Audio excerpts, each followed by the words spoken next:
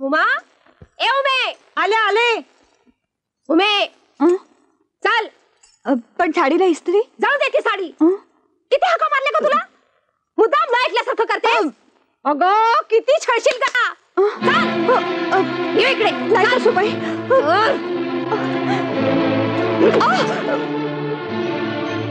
लिही हे पत्र लिही. कसलं पत्र? कोणाला? तुझ्या बापाला. मी सांगते तसं लिही. काय लिहायचं ते कळल्याशिवाय मी. अरे विलास, अरे ऐकलं का? हे पत्र लिही.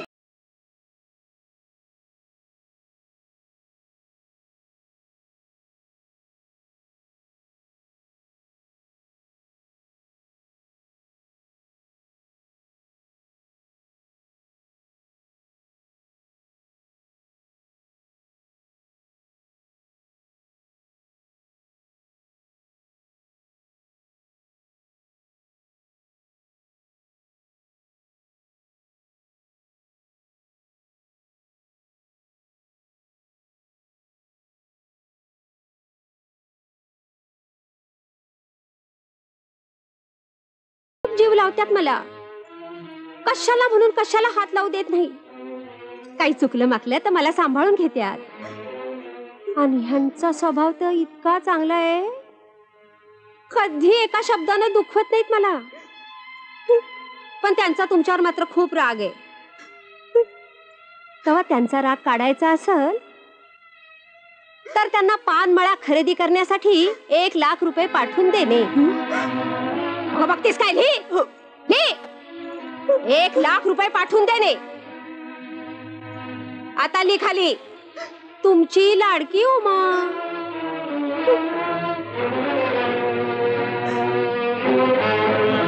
मी पत्र नाही, माझ्या आई वडिलांचं मरण लिहिलंय.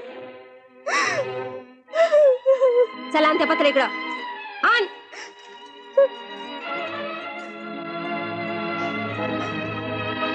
विलास, काही जळण्याचा वास आला का रे तुला?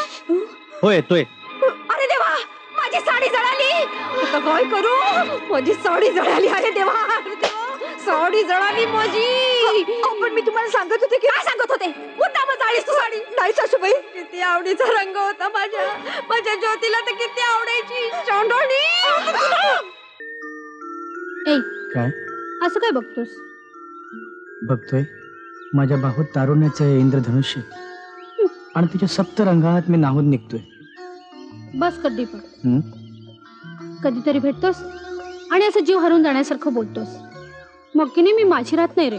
जो अगं प्रेमात आपण आपला कधीच राहायचं नसतं. म्हणूनच माझी किती किती दिवस भेट घेत नाहीस.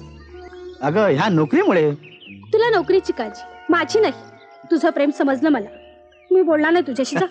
अगं माझं ऐकून तर घेशील. खूप चळतोस मला. सारखी वाट पाहायला लावतोस.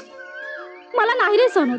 बरं बाबा, पुन्हा असं होणार ना डार्लिंग. बस नक्की. नेहमी खोटं सांगतो. जा. अगं आबा, तुमचं पत्र. पत्र आलं तुझ्याबरोबर? हो हो, पोस्टमनने दिलंय. ठीक आहे, जा. पत्र आलंय? हो. होय. काय हो, कोणाचं पत्र आलंय? बहुतेक उमाचं दिसतंय. उमाचं? बरं झालं बाई, माझा घोर भेटला. काय म्हणते काय ती? अहो, फोडून वाचायला पाहिजे ना. त्याशिवाय कसं कळणार? वाचतो. तीर्थरूप आई बाबांचे सेवेशी उमाचा दंडवत विनंती विशेष पत्रास, कारण की मी इकडे खुशाल आहे. माझ्या सासूबाई खूप चांगल्या आहेत. कौतुक करतात. मला कशाला कशाला म्हणून हात लावू देत नाहीत. काही चुकलं माकलं तर सांभाळून घेतात. बघितला सा माणसं कशी चांगली आहे ती.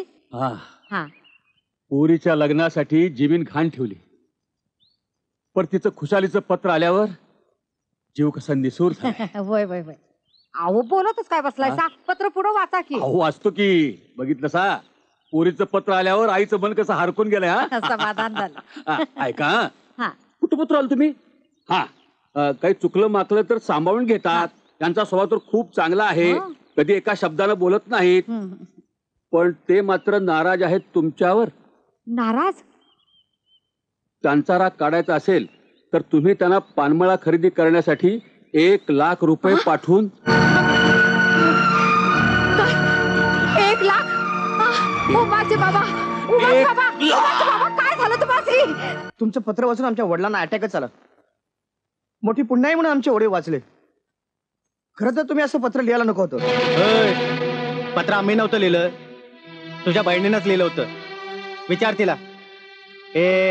सांग ना.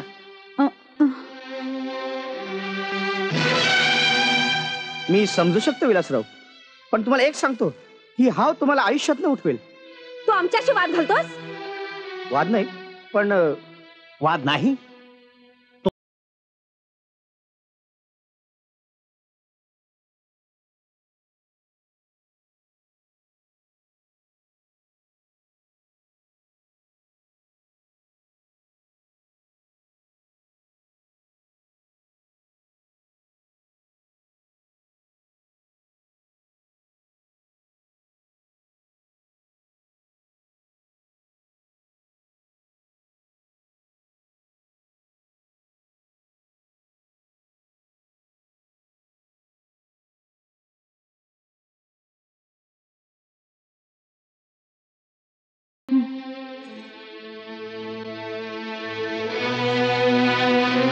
ए, तू का थांबलास आता?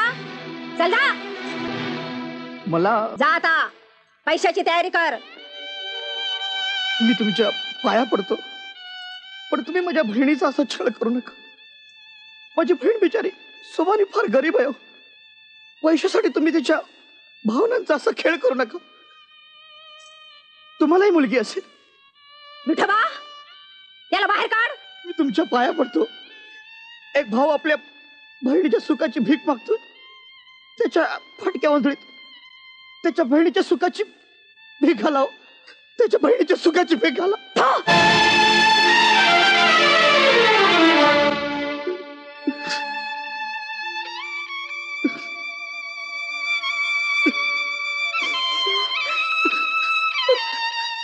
दीपक, थांब.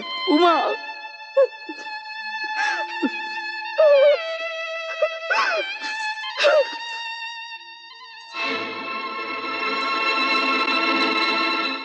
हे बघा, तुम्ही तक्रार वगैरे केली आहे, सगळं ठीक आहे, पण हे सगळं प्रूफलेस आहे. अहो पण माझ्या बहिणीचा छळ होतोय त्याचं काय? आवाज आवाज खाली. सॉरी पण माझ्या बहिणीचा छळ होतोय त्याचं काय? याला पुरावा काय? पण पुरावा हे बघा, तुम्ही म्हणत असाल तर त्यांना मी इथे घेऊन येतो, आतमध्ये घालतो, फटके देतो, पण यामुळं हा सासुरवाद संपेल असं मात्र मला वाटत नाही. म्हणजे याच्यावर तुमच्याकडे काहीच उपाय नाही? आहे ना, उपाय आहे. आहे? त्याच्यावर उपाय एकच, घटस्फोट. घटस्फोट? नाही ना, ते शक्य नाही. म्हणजे उमा आणि घटस्फोट. Okay, thank you very much.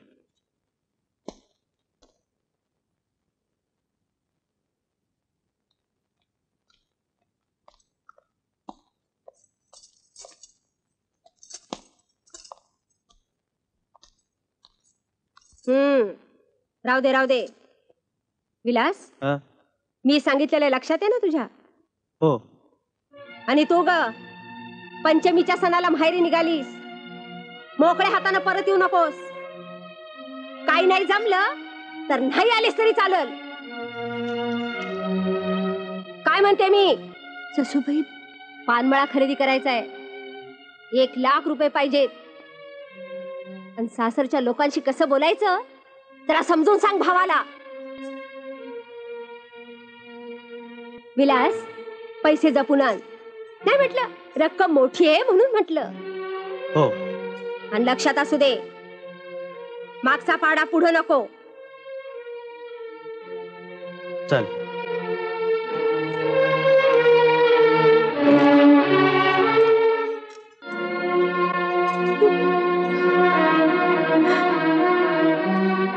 बाबा, पोरी, पोरी, मला माफ कर बेटा.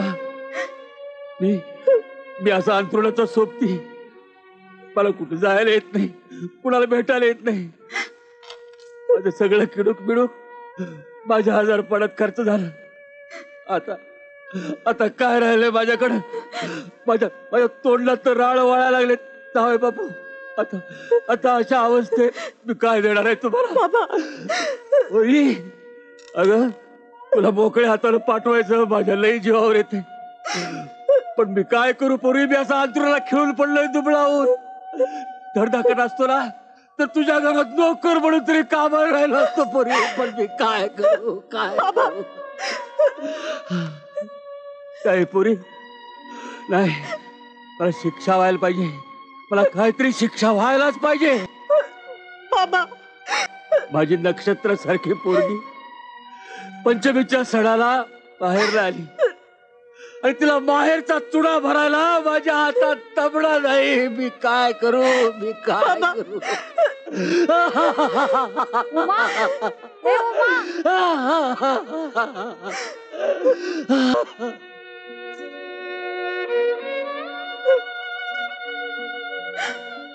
रडायचं नाही पोरी, रडायचं नाही. अगं ही तुझी अग्नी परीक्षा आहे. हे बघ बा, जानकीनं द्रौपदीनं वनवास भोगला, आपण तर साधी माणसं. पोरी, दुःख हे बायकासनी कातडी सारखं चिकटलेलं असतं, त्याला आलं कधीच करता येत नाही ग बाळ. तरी पण हे दिवस असेच राहत नाही हे लक्षात ठेव.